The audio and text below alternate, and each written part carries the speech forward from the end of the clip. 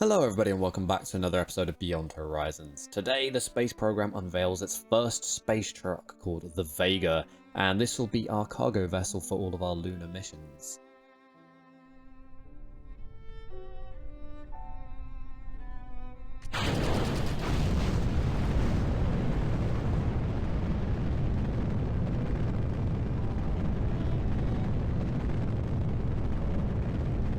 We had a peek of it there in the introduction, but here we are launching the thing. Unfortunately, it wouldn't fit in the Hermes 4 or even the Hermes 3 with the fairing, just because it is an awkward shape and it is also quite heavy. So we've just built a cheap expendable launcher to get it up into space. And we have not one, but two cargo missions for Vega this episode. Firstly, we're sending up a habitation module as well as an orbital tug. In the last episode, we added a scientific module to the Hammerhead station, which is currently in orbit around the moon. But unfortunately, it's not actually on the docking port I want it on. And also, I figured that if scientists are going to be living up there, they'll need a bit more habitation, so they've got somewhere to sleep. So that's what we're going to be launching first. The second cargo mission is just for basically an extender for the station. So we have a lot of big ships now that are going to be docking to it, and so they're going to start bumping into each other with the current docking arrangement. So I'm just sending up basically a long tube with a bunch of docking ports on the end of it, just so we can get everything docked to the station safely. But anyway, onto the space truck itself, the Vega. You might notice it's got a big hexagonal plate on the front with both types of docking ports, both the 2.5 and 1.25 meter variations. That is because I wanted this thing to be able to carry pretty much anything it needed to, regardless of what docking adapter it had. But I also need, you know, the mass of the cargo, or rather the center of mass of the cargo, to be in line with the center of mass of the vessel, otherwise we'll start getting rotations when we fire the engines. So I mounted this big hexagonal plate on a piston, and that will slide backwards and forwards so we can get the correct docking port in line with the center of mass. So with it now up in orbit, it's time to send it its first bit of cargo. Unfortunately, as was also the case with Vega, we haven't been able to use the Hermes 4 for the last two launches just because, you know, the vessels were too big, they wouldn't actually fit inside the cargo bay. So we're just using cheap expendable launchers.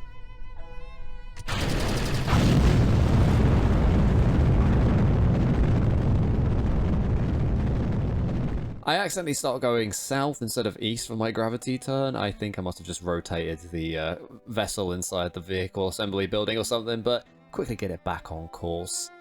Yeah, so really we shouldn't be using expendable launchers that much because we aren't doing too well financially in the space program. I think we got about 3 million funds, which is not terrible, but I've got some big projects and it's not going to be enough for all of them, so we're going to have to start seeing if we can get some more tourist contracts or maybe some other types of contracts, but we'll do that later. For now, we're going to focus on the fun stuff.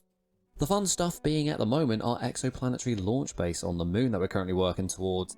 That was actually another, you know, motivation for the Vega because we're going to have to send quite a lot of cargo to the moon now, and we just want something reliable. We don't want to have to make loads of drive stages for everything, and this should actually be able to carry quite a lot of stuff.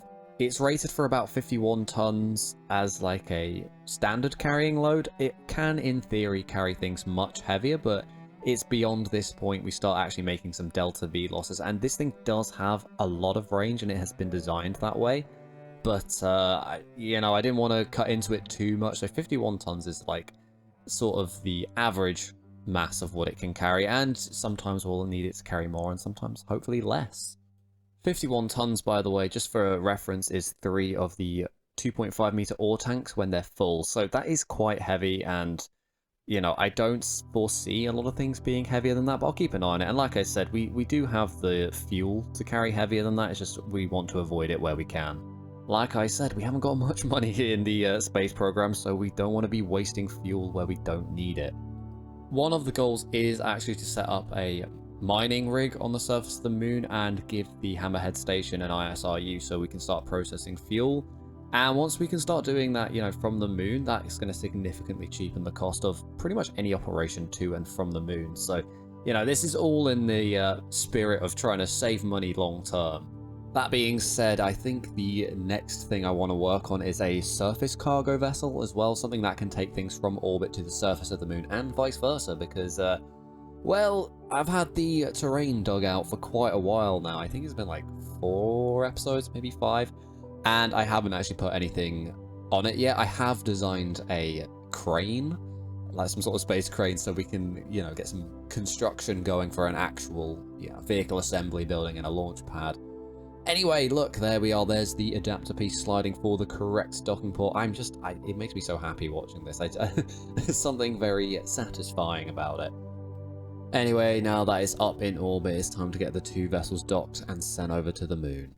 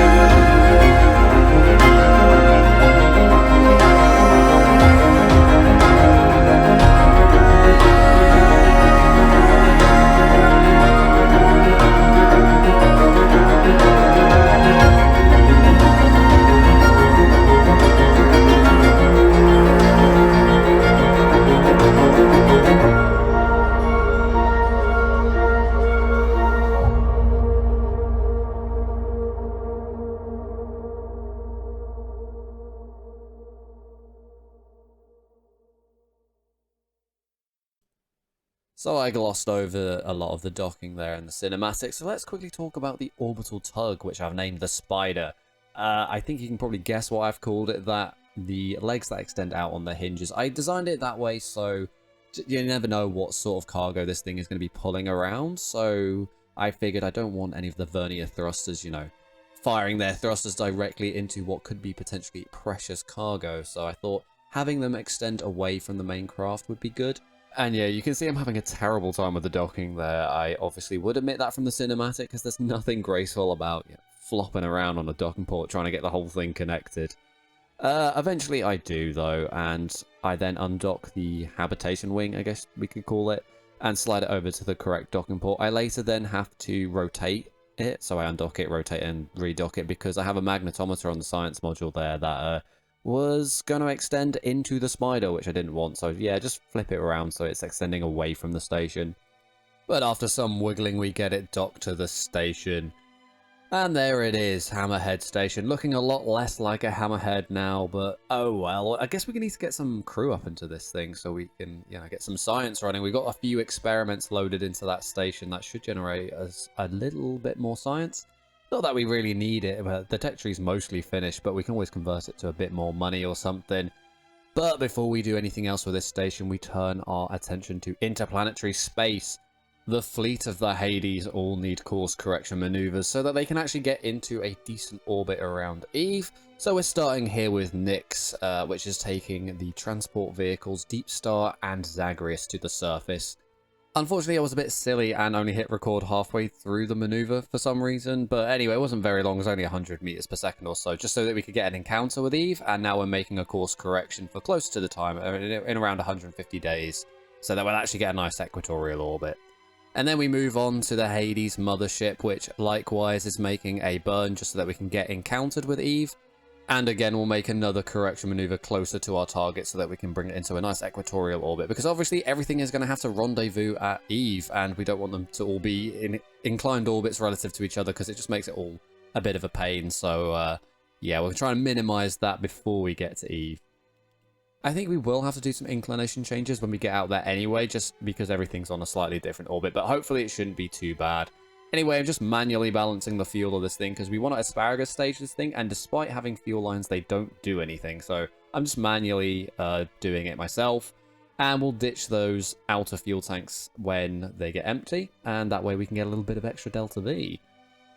We're quickly jumping back to the Vega because I'd noticed that while I was doing all those course correction maneuvers, I thought, hang on a minute, I think the Vega hasn't actually docked to the Hammerhead station, so I quickly jump back so we can get this docked up, and then we return back to the course correction maneuvers of the Hades fleet.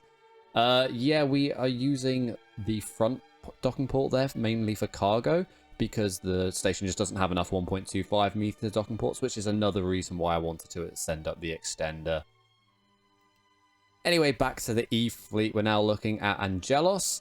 I had to quickly ditch the, the fairing in the middle there, because I forgot to put a satellite dish on the main craft, so we're using the ones on the communication satellite that it's carrying. You can see I'm there getting it into a polar orbit, mainly for the communication satellite benefit. I don't know if that's actually the best thing for the scout rover that we have here, just because if we deorbit it from a polar orbit, its relative velocity through the atmosphere is going to be really high, and I'm a little bit worried it won't survive the journey, but I guess we'll find out.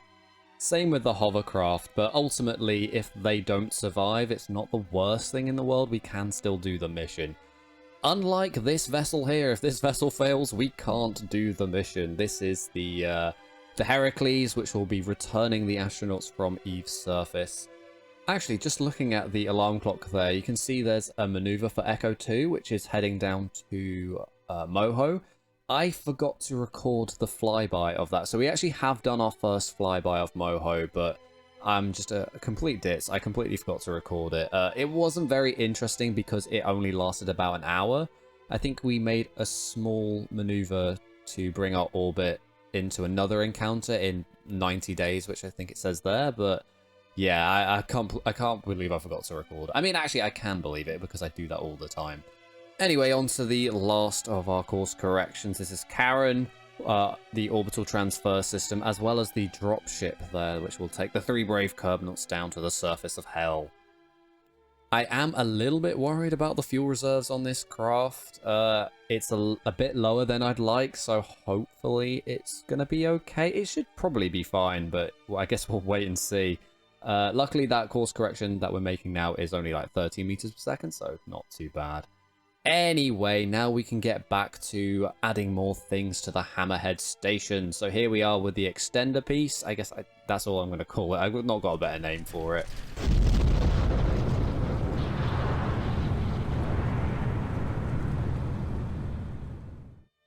So, as a complete tangent and absolutely nothing to do with what's going on here, I've switched editing software. So before I was using CapCut, and I really liked it just because it was quite simple. I didn't really need anything too complicated.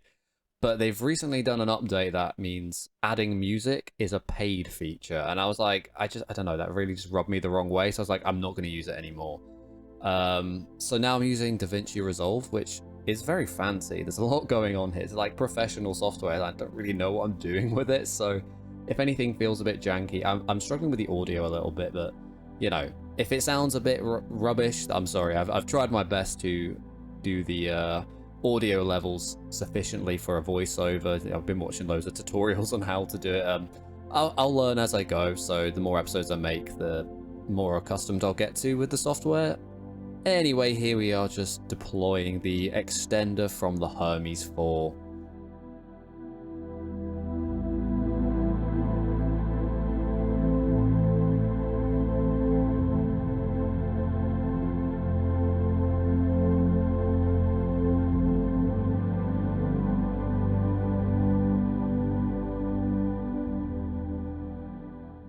Once we had it safely in orbit, it's time to return the Hermes. I've been a bit hit and miss with this before, but actually this time wasn't the worst. So we didn't lose anything due to heating, which is always a win. And actually we managed to put it down near the space center without breaking too much of the vessel, which I'm calling an absolute win. Using the trajectories mod obviously to help pinpoint my trajectory. The issue I was having was that I was overshooting a little bit, but I didn't want to burn too much of my fuel to bring myself on course, because that's less fuel to land with. But luckily I managed to kind of strike that balance well enough, and yeah, we bring it down on the ground fairly safely. We do lose a couple of the landing legs. I think it might just be due to their maximum load that they can hold. So maybe we'll have to replace the legs with more robust ones. But there it is, the vernier thrusters fighting to keep the thing upright, but it is upright.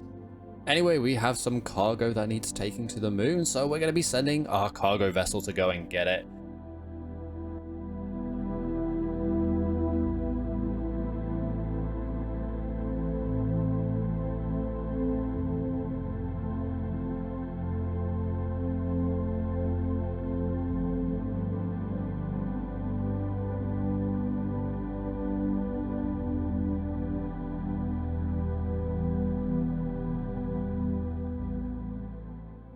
So we use those 6 nuclear engines, which have a maximized efficiency to go and get the cargo from low curb in orbit.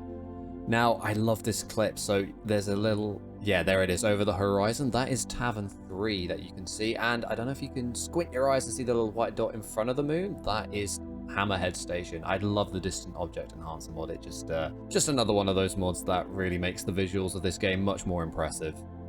So while we head down to low current orbit to get the cargo, I thought I'd just give you all a little update on what's going on behind the scenes in real life. I'm currently in the broil of exam season, so I've been very busy and haven't had a whole lot of time to, play Kerbal Space Program, and definitely not edit the videos, because I do take quite a while to do these. Yeah, it's pretty brutal this season. I've got 6 exams in the span of about 2-3 weeks, so just a lot of revision going on. And every time I want to make an episode, I have that guilt of, oh, I should really just be revising. I shouldn't be doing this. So I am trying to carve out some time for this. In the coming weeks in the summer, though, I'm going to be doing an internship down in Cullen with the United Kingdom Atomic Energy Association, doing some data science for the fusion project that they've got going on down there, which I'm really excited for, but it means I'm going to be away from home for about 8 weeks, so I really won't be able to play any Kerbal Space Program for that whole time. What I'm going to try and do is I've got a few weeks after exams and just before the apprenticeship that I will just sit down, play a bunch of Kerbal Space Program and see if I can, make enough episodes to last that time. They'll probably be a bit shorter, maybe like around 10 minutes instead of, 20 minutes, which I think, yeah, we're pretty much hitting 20 minutes now. Yeah, just so I can, keep some stuff coming out while I'm away from home, but then when I'm back, hopefully I have a bit of time before uni kicks off again to, sit down and make some longer episodes with a bit more intrigue and things going on in them. But yeah, I don't really know what I'm going to be doing for this apprenticeship. I just know that it involves data science, and I'm going to be putting my Python skills to the test, which I'm pretty excited for, because I do quite like doing data analysis with Python. It's quite sad, but it's something very satisfying about it. But hopefully I'll have lots of cool stories when I get back. Speaking of getting back, the Vega has returned to the moon sphere of influence, and we're heading down to Hammerhead Station. I don't know if you can tell there, it's getting a bit jittery, the game now. I've mentioned this before, obviously we've got quite a lot of craft files, so the save file is slowing down quite a bit. It's kind of spoiling my cinematics because everything looks a bit jittery. I know also the quality isn't like amazing, I just don't have very much room on my computer for high quality files, because I'm using OBS software for recording, so it's it will produce files that are like huge, like gigabytes every second of footage, so I just don't have the space on my computer for that, unfortunately. Hopefully it doesn't spoil the cinematics too much.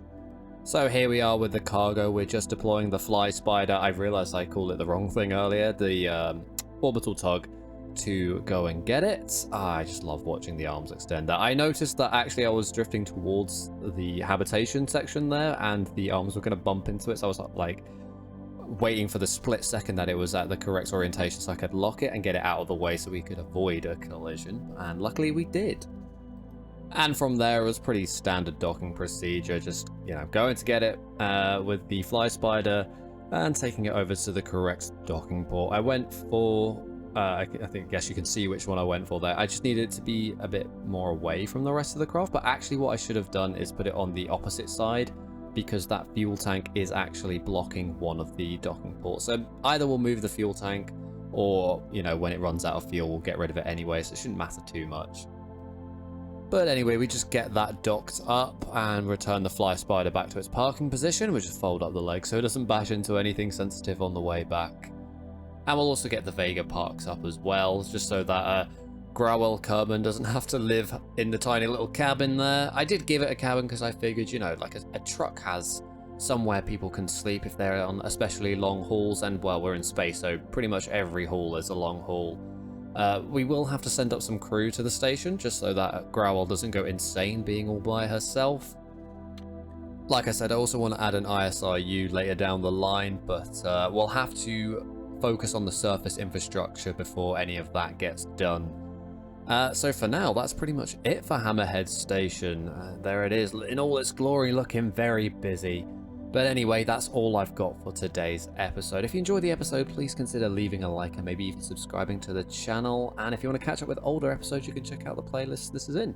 But I've been Moonfish1001, and I'll see you in the next video.